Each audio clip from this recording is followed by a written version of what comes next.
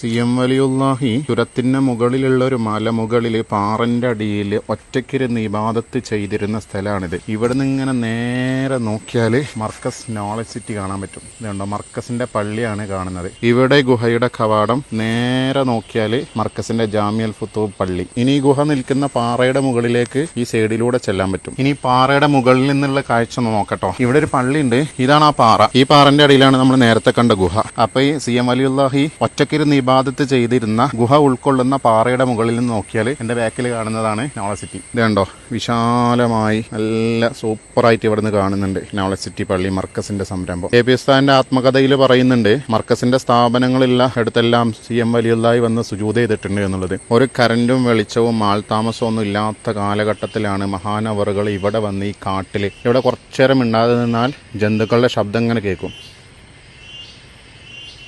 അങ്ങനെയുള്ള കൊടുങ്കാട്ടിൽ വന്ന് ഇബാദത്ത് ചെയ്ത് അള്ളാഹുവിലേക്ക് അടുത്തത്. ലോകത്തിന്റെ ഏത് ഭാഗത്ത് പോയാലും അള്ളാഹുവിന്റെ ഔലിയാക്കൾ ഇങ്ങനെ ഖൽവത്തിലിരിക്കുന്നത് പതിവുള്ള കാര്യമാണ്. അത് കേരളത്തിലോ ഇന്ത്യയിലോ മാത്രമല്ല, ഏത് ഭാഗത്തുള്ള ഔലിയാക്കളും ഒറ്റയ്ക്കിരുന്ന് അള്ളാഹുവിനോട് ഇബാദത്ത് ചെയ്യാൻ മല കയറലും കാട് കണ്ടെത്തലും അവിടെ താമസിക്കലും അവിടെ തന്നെ മരിക്കലൊക്കെ സാധാരണഗതിയിലുള്ള സംഗതിയാണ്. ശരിയായ ഔലിയാക്കൾ എനിക്ക് കറാമത്തുണ്ട് എന്ന് പറഞ്ഞ് ജനങ്ങളിലേക്ക് ഇറങ്ങില്ല.